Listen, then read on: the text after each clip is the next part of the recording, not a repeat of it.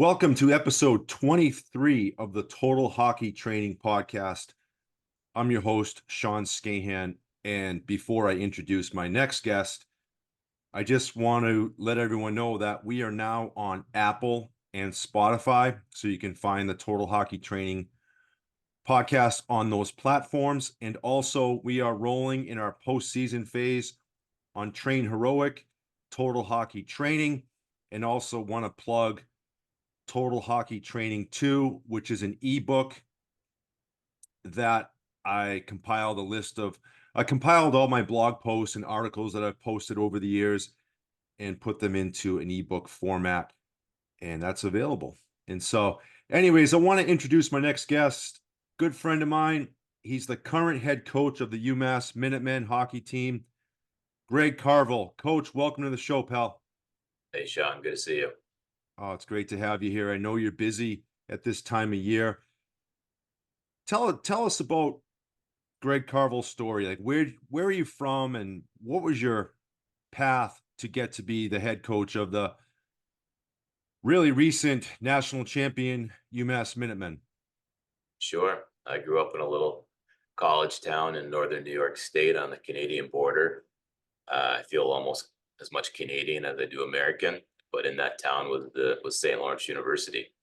Actually, I grew up a Clarkson fan. Clarkson is 10 miles down the road. My father went to Clarkson as a little kid, probably from 5 years old till 12. We were season ticket holders at Clarkson, and I became a diehard hockey fan.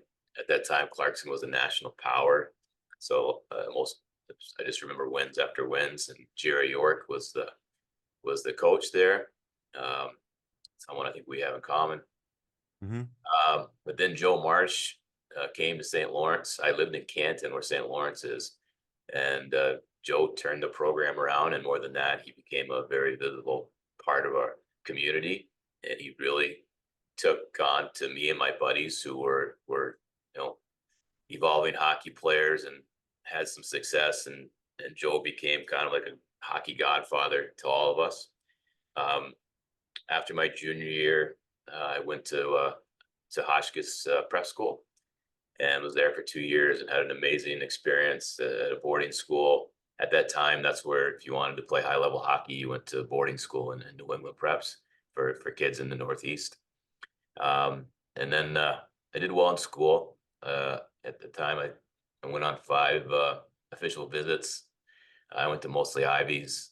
I think I went to 3 Ivies: Yale, Dartmouth, and I went to UVM and St. Lawrence. And St. Lawrence was a powerhouse then. I think my junior year in high school, they lost in the national championship game in overtime to Lake Superior State. And I wanted to be the hometown kid that came home. And then I had a great 4 years at St. Lawrence. I captained the team my senior year. I think it was after my sophomore year. I may have been drafted by the Pittsburgh Penguins, and the time they called it the supplemental draft. It was for 20-year-old kids who'd gone through the draft. And then these days would be free agents, but it was another level for NHL teams to grab kids. I think it was just one round. Um, I was not an NHL level player. I was a good college player. And so I ended up going to Sweden. I played 1 year in Sweden professionally. And then I came back and I coached at prep school level. Again, I love my experience in prep school. So I went to Canterbury Prep for 2 years. I was a hockey coach there, and thought I wanted to be an athletic director. Mm-hmm. So I applied to the University of Massachusetts Sports Management Master's Program, which was #1 in the country. It was highly selective. Just happened to be where my wife grew up and where my father-in-law was a philosophy professor. So it was very familiar to me. At that time, around that time, I think the UMass hockey program had just started back up. And this was about 1997. I think in 93 or 94, they revived the hockey program. So I didn't actually work at all with the UMass hockey program when I was in grad school, but I did work with Amherst College, which was the Division III school down the street, with a great friend of mine, Jack Arena, who was a legendary coach at the Division III level. I think he's been coaching about 40 years now. He's still down the road. We're good friends, and we see each other all the time. Um, and then I came out of grad school, and Joe March really connected me. And my first job in pro hockey was with the Lowell Lock Monsters. Tom Rowe, great American, U.S. born player. I think he was the first U.S. born player to score 30 goals in the NHL. He hired me to work in Lowell. Lowell was the farm team of the New York Islanders. So I spent 2 years there, and then another St. Lawrence connection, Ray Sherrill. I think you may have connections with Yeah. too. Yeah. Uh, Ray recommended me for a job with the Mighty Ducks. They were the Mighty Ducks at the time, still owned by Disney, and Pierre Gauthier um, hired me to be the scouting coordinator. And what that entailed was basically Monday to Thursday, I'd be in the office and support the GM and the assistant GM, and then I get on a red eye and I'd scout Friday, Saturday, Sunday, and fly home Sunday night, be in the office Monday morning, and do it all over again. And it was, I was in my early 30s at that time, so I had a lot of energy and a lot of passion to do that job. Did Mhm. that for 3 years, and then another one of our good common friends, Brian Murray, became the GM Mhm. and promoted me, I guess, to a video coach. And I served under Mike Babcock for 2 years. And the first year we went to the Stanley Cup Finals. Mhm. And the second year, um, I was promoted to assistant coach in title. Brian Murray then left to go to the Ottawa Senators. He asked me to come with him, and I had 7 wonderful years in Ottawa. I served as assistant coach there.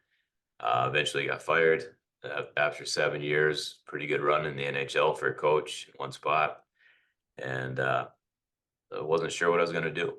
And I always wanted to get back to the college game. Um, and very fortunate for me to go back to Joe Marsh again. Joe happened to need an assistant on his staff at St. Lawrence, my alma mater, and it was very strange to go back to Canton, my hometown and my alma mater. I went from coaching in 20,000 seat arenas to coaching in a 2,000 seat arena, and it was an adjustment, but it was a quick, easy, fun adjustment. I love coaching at the college level. I was at St. Lawrence for 5 years. Actually, when I got there, Joe was sick, and so I never coached with him. I basically served as the interim head coach my first year, and then I was named the head coach, and I served there for 4 years. Program Built the program up. We had some really solid teams at the end. My last 2 years, and then UMass came calling. They saw that I could rebuild the program. Uh, my NHL experience, the fact that I was a UMass alum because I had my sports management degree there. It was a real leap of faith coming to UMass. But the reason I decided ultimately to come was that I thought I had all the resources to make a run at a national championship or be an NCAA team on a regular basis, which is to me a standard that's not easy to get. But if you're Mhm. that type of team, you're doing a lot of things right. We've qualified for five of the last 6 NCAA tournaments, um, and we've had success. The last 2 years, this year we lost in double overtime to Denver. Mhm. 2 years previous, we lost in overtime to Minnesota. Previous to that, we were national champions. Previous to that, we lost in the national championship game. So we had good success, and I love it at UMass. Our resources here are outstanding. Um, I've got great leadership through our AD, our alumni. I've got great support uh, from from a lot of people here. So I get asked a lot, "Are you looking to go back to the NHL?" And I said no. I had Mhm. a great run there. I met great people like you. The thing about the NHL, which is outstanding, is that everybody there is the top of the ladder. You as a strength coach, scouts, equipment managers, you name it. They're the best at what they do, and it's a great environment. And I do miss that part. Not to say that I have a great staff here at UMass. I think you've got actually, compared to most college programs, unbelievable staff. Um, but working in NHL was a lot of fun, and you and I, we 2 years together, 2 or 3 Yeah. years. 2 years together. Yeah, and I fully remember helping you move into one apartment. I don't remember which one it was, but I Yeah. do I do remember that clearly. That's awesome. That's a great story. And I want to talk about another moving experience. We helped Brian Murray move into his condo in Corona del Mar, I believe. That's right. And And I remember that I think because I think he moved to Ottawa like a month later. But we had beers at a bar called like the Headless Woman or something like that. Yeah, yeah, And I was just the strength coach, and we had me and yourself, we had Brian Murray, Chuck Fletcher, and Mike Babcock sitting around having beers. And I remember that because we were probably there for 2 hours. And if you're a hockey person, I just soaked that in. I remember that, like, just, 4 or 5 guys. I was just listening the whole time, but listening to Brian tell stories and Babs being Babs, of course, and Chuck just, Chuck was just one of those guys who just took it all in, just a great listener. And when he spoke, he had some merit in what he was talking about. I just remember that vividly for some reason. that too. It was the headless thing. It was Yeah, headless. yeah, the quiet I, woman or something like that. yeah, you're right. I remember that as well. And so I Yeah, did. I was for I had that for 10 years. I worked with Brian for 10 years. We were together in yeah, Anaheim and then Ottawa, and it was is the most enjoyable part of hockey for me was, and Brian loved to do it. He loved to go find a bar, just drink beer and eat wings and tell stories. And yeah, like I was a lot like you. I just sat and listened and just yeah. outstanding. Well, tell us about that relationship with Brian. Like, why he obviously, he looked at you like a son almost. I could see that, and why, what did he see in you, or I guess that loyalty, and I guess, not to go there, but it must have been really tough when Brian had to make a coaching change in Ottawa. I mean, because I've tracked your career now for a while. You were probably with at least 2 or 3 coaches in Ottawa, right? Four, 4 right? coaches. Yeah. Um, yeah, Brian, John Paddock, Craig Hartsburg, and then another one. So yeah, I was there for 7 years. He kept me on through some firings, which I appreciated, and eventually I understood why he needed to make a full change. Mhm.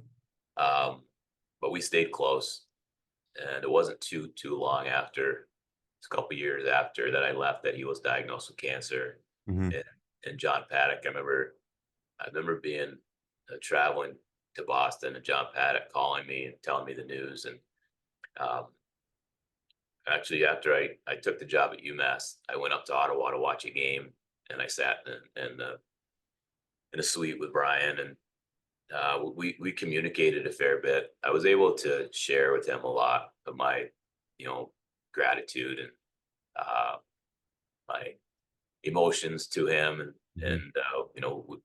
before he passed away, there was a lot of opportunity for me. And Jerry, his wife, I've seen her since, and talk a lot about his how he viewed me. It was very much a father son relationship. He's about the Yeah. same as my father. I think Brian he's probably, I think he trusted me. I think he knew I was. Uh, I think I complimented him because he hired me to be his assistant coach in Ottawa, and he knew I could do the video and do all the technology stuff that his generation what didn't use coming up. And I think I was just reliable and trustworthy, and I think that's why he kept me on through some different coaches at Ottawa. And we went to 2 Stanley Cups together, and Mhm.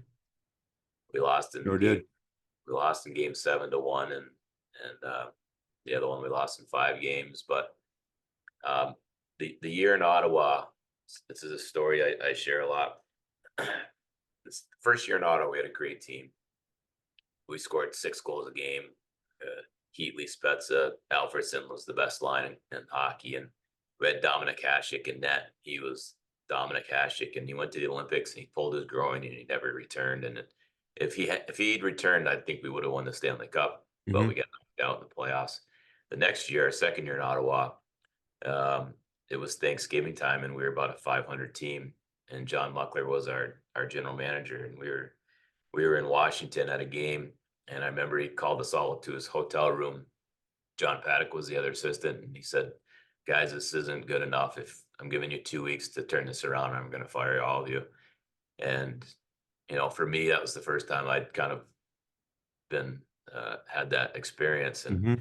we got in the bus to go to the game that night against the Capitals. And I used to sit right in front of Brian on the bus. He tapped me on the shoulder and he said, Greg, I want you to take over all the strategy, video sessions, you know, give this Wow. team direction. And we caught lightning in a bottle. We turned things around and we were the best team in hockey the second half of the season. And we flew through the playoffs. Like we swept Pittsburgh. We beat Jersey in 5, and then we swept somebody else. And we actually sat around for 10 days waiting to play the Ducks, who you were still with the Ducks. Hmm.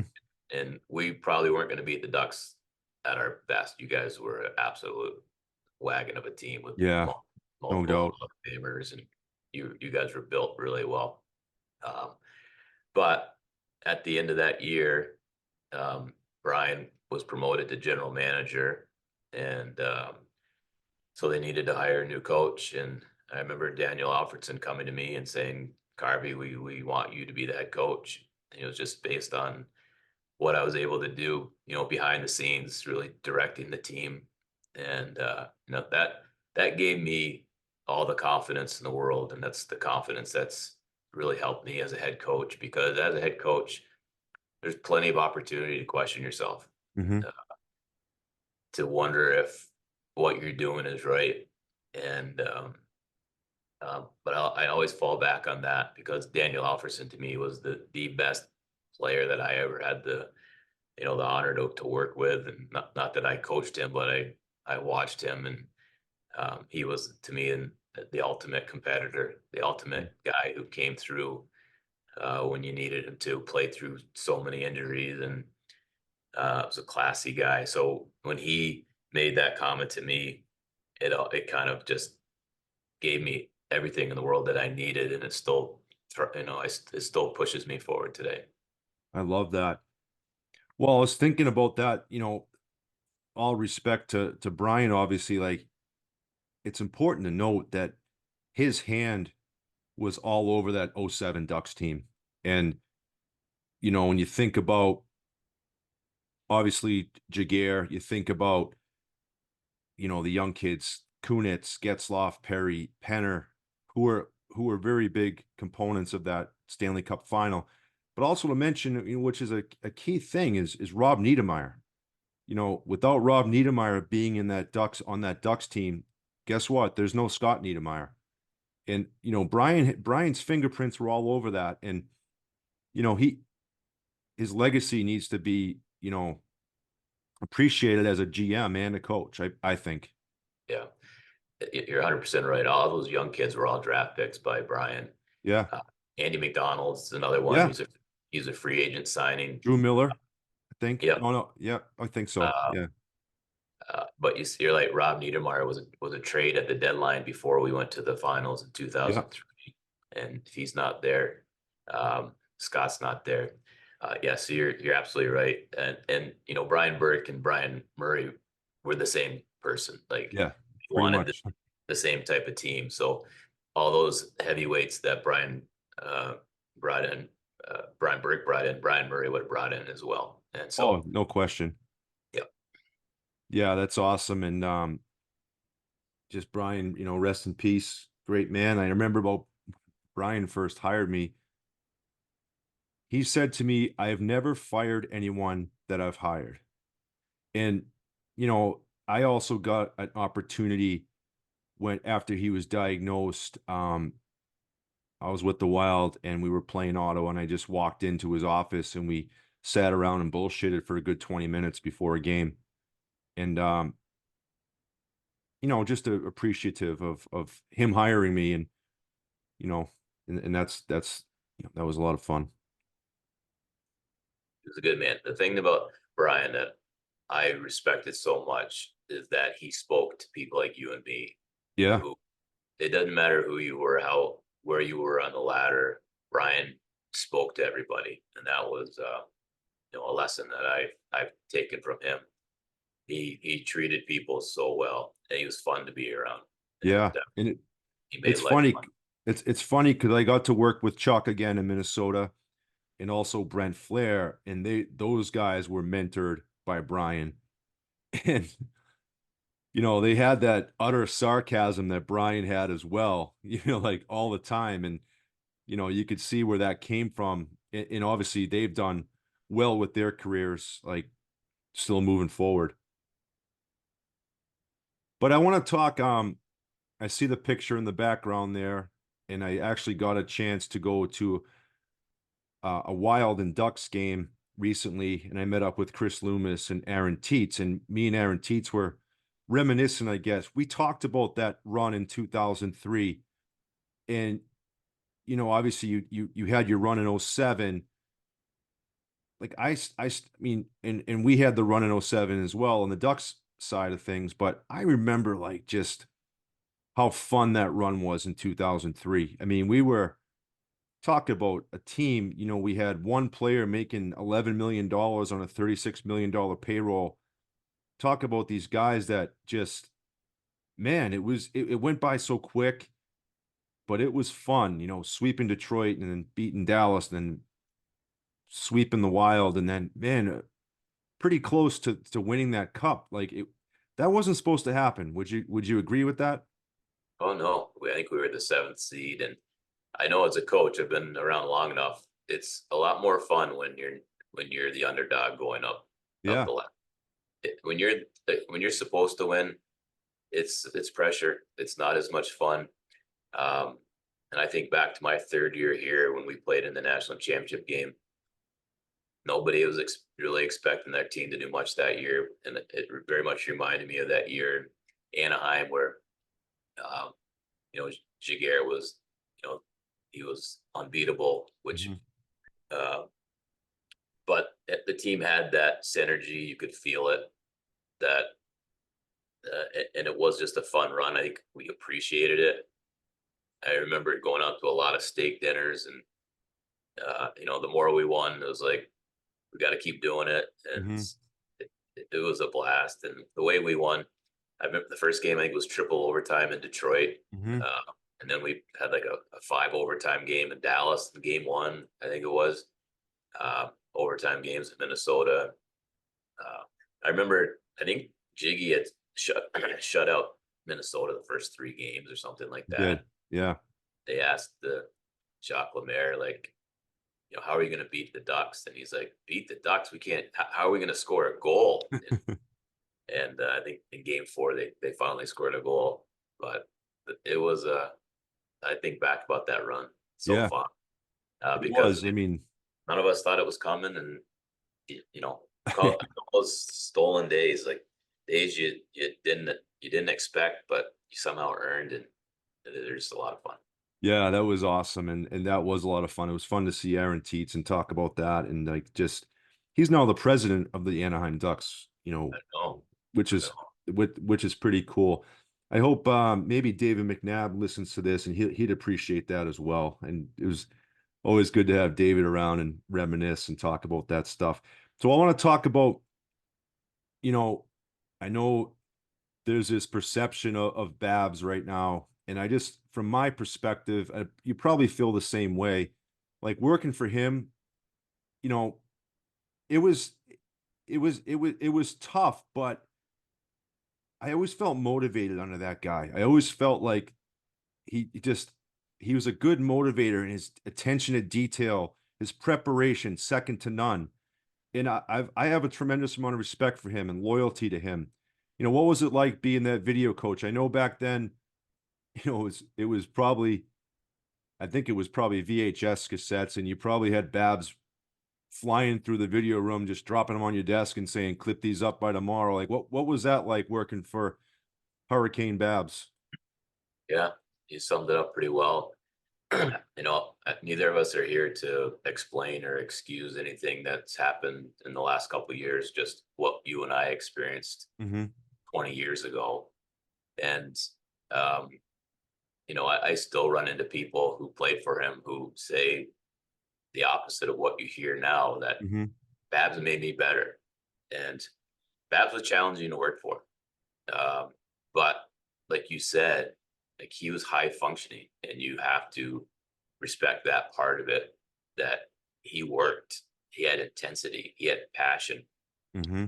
And you know how it is. Everybody that you work for, you take something from them. Hmm. And like I took a lot from Brian Murray, I took a lot from Joe Marsh, but I took things from Mike Babcock too, like preparation. Like I I think that's one of the most important things for a coach is your preparation and to make sure you got everything covered. And that's what Mike was to me as a coach. And so part of that was is come in the video room and say, I need this, this, and this. I need it in an hour. And then he may not even look at it. You'd be frustrated, but that's, that's just him trying to be as prepared as possible. Um, he was different in that you didn't always feel appreciated. Um, but he didn't give a shit, like Hmm. it's your job, do it as well as you can, make us better.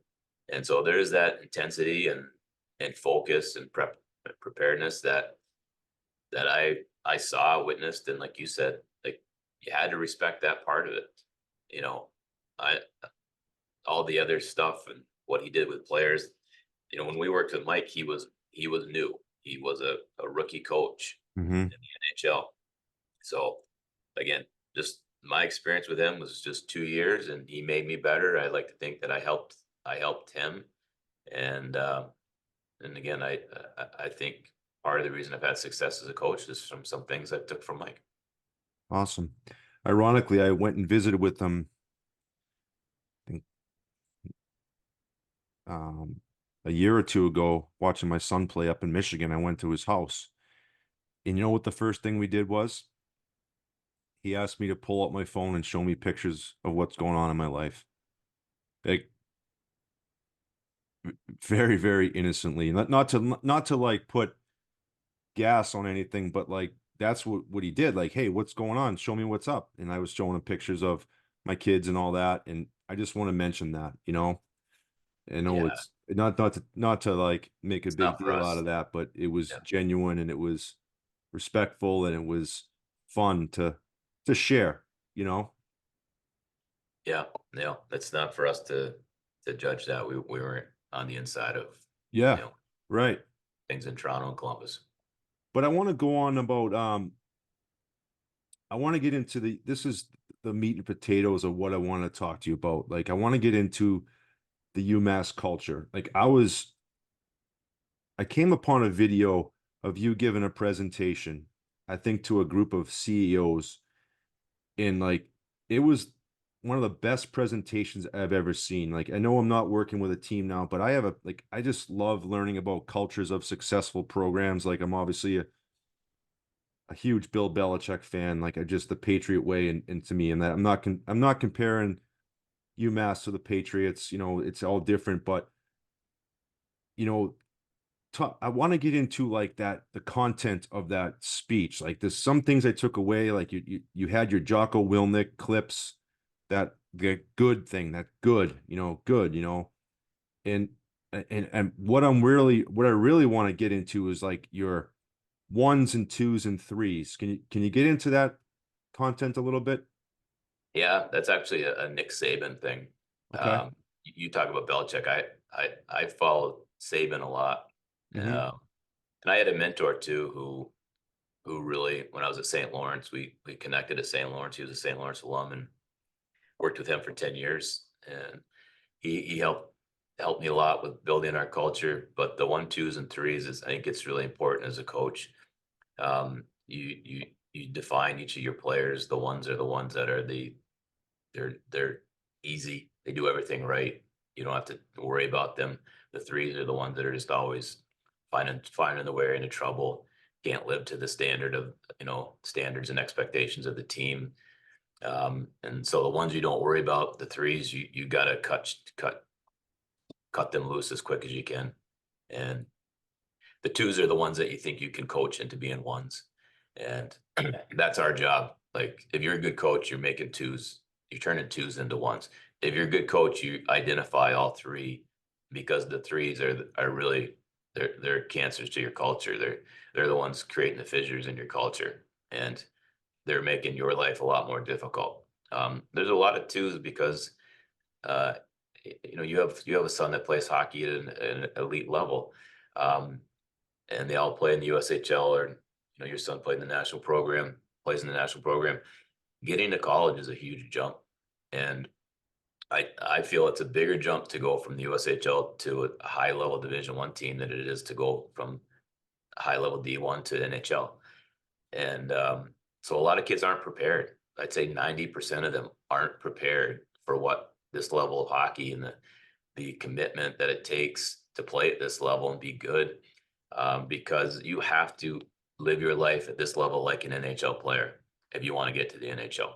In the USHL, you can just show up to the rink and play hockey, but your life at this level, the standard is high, and the consistency with which you do things is really important. So, as a coach, if you allow threes to hang around, you're probably not going to hang around very long as a coach. Wow. Now, in your opinion, does it happen where a three can become a two? I guess so, but again, you're playing with fire with Yeah. that, because I don't think threes ever become ones. Threes might get a little better, but they'll always kind of fall back occasionally to threes. I think that's my experience. Um, but yeah, I don't know if threes ever make it to one. Okay. Okay. That's By the time they get to this level, if younger, maybe they can change things, but if they're pretty set in their ways by the time they're 20 years old. and I think it's important. You mentioned the word standard as a coach. Like those are UMass standards.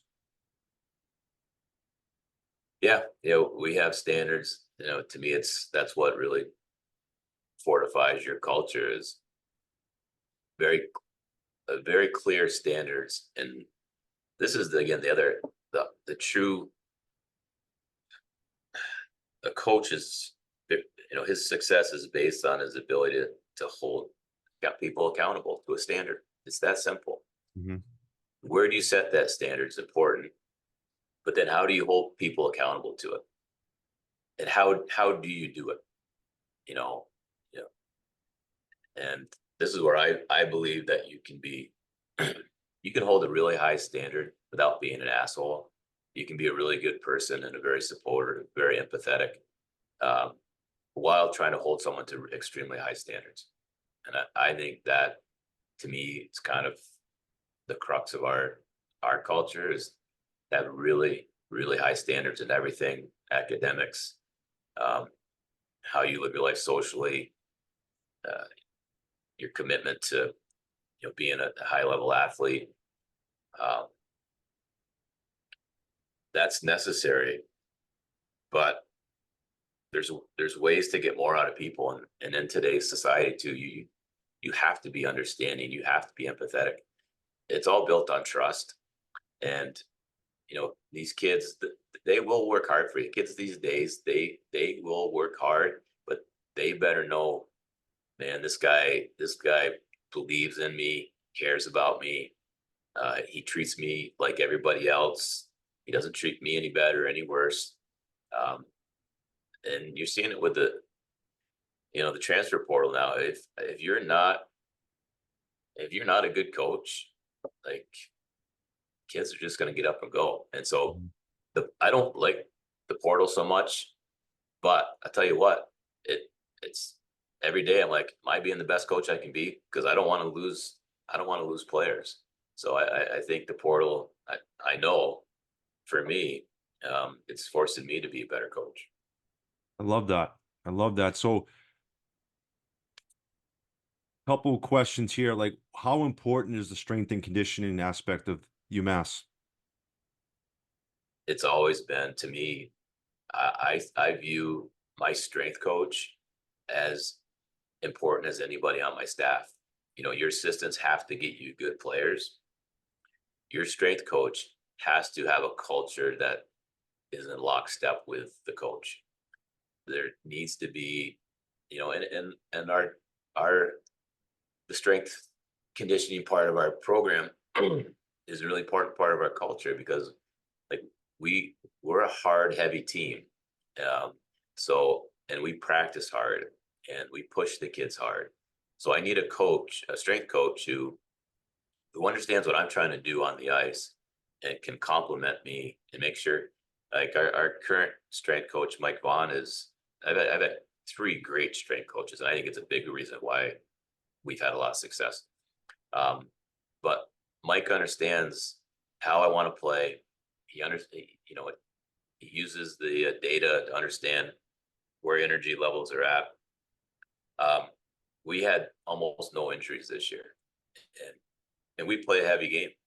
And so, yeah, you're going to get some shoulders, and some knees, but we don't list we don't have guys missing games because of groins and hips. And um, so, to me, the strength coach has to do a lot to physically prepare, but I think he's just as much he's mentally preparing the players. And it has to be, again, the message has to be very similar to what the head coach is saying. And I believe that the weight room is its own culture, and the culture in that weight room is just as important as the culture in the video room or in the locker room.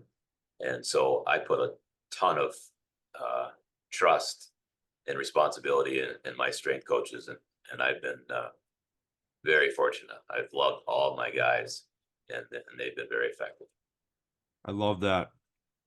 Love that. So with your culture and your standards in place, what kind of kids, what kind of athletes are you looking for when you're recruiting for UMass?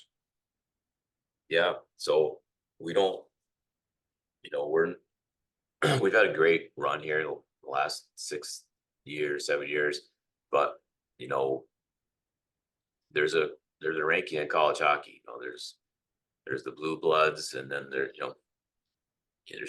about 60 teams, and I know where we stand in the rankings of just any kid. And it's, we don't get the kids from the US national program, and that's fine. But we try to go after kids who've had to earn their way. They haven't been the best player in their team. They haven't been the golden child. They haven't had all the glory and all the exposure. We look for kids that play to our identity. We want heavy kids with as much skill as possible, but it's all about their character. It's all about their compete. Uh, Mental makeup is so important, especially in our culture, because every day we grind every day. And so if you get a kid that's not accustomed to that, like, they may become threes pretty quickly because they're not happy. But so during the interview process, when we bring a kid to campus, when I sit down with them, the player and the parents, I have questions that I ask them that are not the usual thing that they're expecting. It's questions for me to get to their makeup, their mental makeup, how they handle adversity, how they handle coaching. Um, to me, it's important. Like, I ask them, like, how do you like to be coached? Instead of me sitting here saying this is what I do and how we do, like, I want this kid to talk as much as I'm talking, because uh, as much as he needs to get to know me, I need to get to know him. Yeah, he's probably a really good hockey player, but does he mesh well with us? Because the kids that do mesh well with us grow exponentially. Um, we just signed our 15th NHL player here 2 days ago. In the last 5 years, we've had 15 players sign NHL contracts, Mhm. and half of those kids, I think, were undrafted, came here undrafted. And to me, we've built that reputation as a place, and NHL teams and agents know, like, you go to UMass, like, you're going to get pushed, but you're going to get better. And that's a reputation that we're very proud of, and it helps us in recruiting. Um, but ultimately, like I said, your identity as a team is really the backbone of your culture. And if you're not recruiting to that identity, then you're going to have there's going to be some mismatching that doesn't allow you to be as good as you can be. I love that. And of course, he's the golden child now, but I'd be stupid if I didn't ask you about Makar, because arguably could be the best defenseman ever to play the game. You know, That's not a stretch. Talk about, if you could talk about him and what was he like at UMass? And then, did you see the superstardom in him when he was at UMass? So when I accepted the job at UMass, the first thing my athletic director said was, "You need to get on the phone with Cale McCarr." And I at St. Lawrence as a head coach, I didn't recruit much, and especially out in Western Canada, so I didn't really know who he was. But I quickly realized he was a high level recruit. Um, and shortly after, I flew out to Alberta. He played at Brooks and went to. This was early September. Flew and I watched. He came out for warm ups, and my eyes popped out of my head because I had just recently coached Eric Carlson in Ottawa his first couple years as an 18, 19-year-old. Mhm. And after warm ups, I called my assistants. I said, "This kid's unbelievable." And this is just warm ups, just seeing the way he skates and snaps pucks around and his mobility. And so I knew we had a really talented player coming in. I didn't obviously know much about the kid and his makeup, but he is the most humble. He is a superstar in every possible way. His time at UMass, he grew a lot, and our strength coach was important to him. And his time here, he learned to defend better, and he learned parts of his game. You know, he's going to be a star one way, either way. Um, but the thing that was always memorable to me was that he never ever wanted to be singled out from his teammates. He was one of the group. I remember one time in video, I showed a clip where a forward was coming down on a rush and Cale was coming in late, and I said something like, "If you have an option to give Cale the puck, we give Cale the puck." And after that meeting, Cale came to me and he said, "Carvey, please, I don't like that." Really? Yeah, and so I probably did it again by accident, but that was the kind of kid he was. Never was bigger than the team. Never. He was a one, and an exceptional one. But he had to learn how to be more of a pro here. Eat right, train right, build stamina. But watching him every day in practice, like I worked in the NHL for 10 years. Like I knew I'm like, this kid's special. Hmm. Like he's beyond special. And before he even left here, when he was building the reputation, I said in an interview, I said he's going to be the McDavid of defensemen. And people, okay. Yeah. And 2 years later, he was the McDavid of defensemen. Um, but he was outstanding human being. He's still. I went to see him play in Boston about a month ago, or no, in January. Took my son and my daughter, and we saw him after the game, and he's just humble, like the way he carries himself, and he made time. He's an NHL superstar. That's Mhm. the great thing about hockey players. I went to see a couple weeks ago the Rangers play the Bruins, and Zach Jones is a very good former player of ours, and Mhm.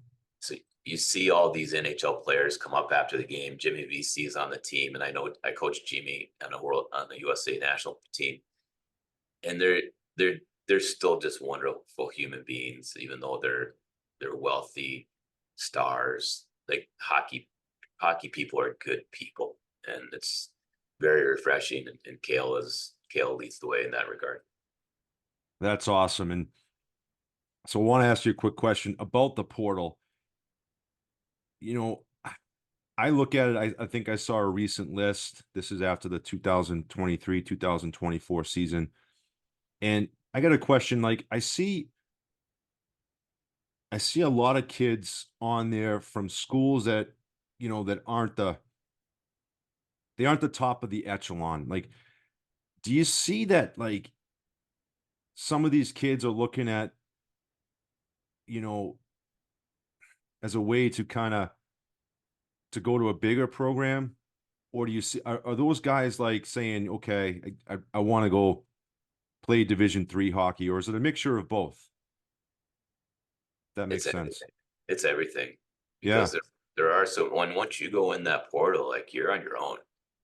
You know, I think the portal. I've always argued even years before the portal, is there should be an avenue for a player who is not playing to go somewhere else and play immediately. If you're on the fifth line and you come to your coach and say, Coach, will you sign this waiver, allow me to transfer and play somewhere else immediately? Yes. Hmm. Like you go somewhere where you're going to be important and play. You're not doing that here. So that part of the portal, I agree with. I hate seeing the thing I hate about the portal is that if you're a team in the bottom 30 of the 60 Division I programs, and a college has done a good job identifying you, recruiting you, committing you, nurturing you. You come to campus, you play an important role in the team, and then you're so good. Like now, a Big Ten school is chasing you. I hate that. Like Right. I it's to me, if you're in the bottom half of Division I hockey, I don't know how you're ever not going to get out of that situation. So the portal has now just made uh, the rich get richer. Every single rule that is made is better for the high resource teams. Luckily, we're a high resource team, but uh, this culture now of I talked about head coach's responsibility is basically to try to hold people accountable and make them better. We've got kids now who've come up just changing teams all the time, and college is the only time where you can actually go and stay on a team for 4 years and build your own legacy, um, have something you can look back on that is truly part of you. Like you're an alumnus of this school and you gave everything for 4 years. And if you're a top player on a college hockey team, why do you need to leave? You know, no, Hmm. yeah. If the coach gets fired, absolutely, you should be able to go. If you're not playing, go find somewhere that where you can play. But if you're a top player, and I know we talked before about some teams right now, um, losing lots of players, and who knows the reasons why, but uh, it's scary as a head coach right now. Hmm. Uh, if your top player leaves, and then your second player is like, "Well, I'm leaving then," and then it's a domino effect, and Hmm. your whole team's gone. And why? It's I don't think it's the perfect system. Yeah. It's interesting. It's just like you said, it's just a wild, crazy time. I mean, I just that's how it is now, right? Yeah, they've you know society given a lot of freedoms to the players, and that's I'm not arguing against that. It's just the whole culture of college hockey, just college sports, is different, and I think that's why Nick Saban's retired. He said, Hmm. I know other coaches are saying the same thing, and what I say now is I'm glad I'm on the back end of my career, not the front end, because I don't know what makes a good coach right now. I shouldn't say that. If you're a young coach right now, it's probably better that you can, be a salesman and a marketer and Hmm. a networker than if you can coach the sport and make people better, which is what we're supposed to do. We're supposed to develop character, develop human beings. And I want human beings that want to be developed. And I not human beings that if things aren't going their way because they don't like, something, I'm out of here. But it's a fine line. I understand, and I do believe that you know we had a we just had a player this week come in, and he's been here for 3 years, and he said, "Coach, I have no problems with anything. I think I need something new." And I said, I have no problem with that. So Hmm. you've been a great kid, a great teammate, um, and I hear you. I hear you. And he wasn't getting a ton of opportunity, wanted more, and he put in 3 years here. It's not like he came in 1 year, so I'm out of here. Hmm. 3 years, and that's to me that's a significant amount of time. Um, and after 3 years, I have no problem with a player making that kind of decision. And I was very supportive. Love it. That's good. It's a good way to look at it. Well, Carvey, it's a good amount of time we spent together. It's great to see you. And obviously I wish you all the best. Well, I gotta say, except for next year when you play Boston College. So I gotta throw that out there. So Yeah. Well, if your son ever goes in the portal, then I'll try to recruit him again. but yeah, I look forward to hopefully getting out there and going to the UMass games for sure. Yeah, Catching up. we had 8,500 fans for our game against BC this year. That's awesome. That's so cool. And it's the Mullins Center. You guys got that place rocking now. That's so good to see. Just because I remember, I think it was Joe Mallon was the coach there, I think when it first started, right? Good guy. Yep. And it's good to see what you're doing. Like I said, I track what you're doing. I love watching you guys play and you know, watching that presentation. Like I said, if you Google it, look it up on YouTube. I don't know who are you talking to in that presentation, Carvey? It was a Walker Dunlop is the company, and Okay.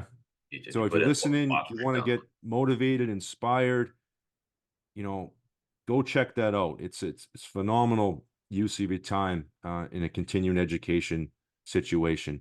But Carvey, thank you very much, buddy. It's great to connect with you. I love doing these because I can connect with people who I haven't seen or spoken to in a while.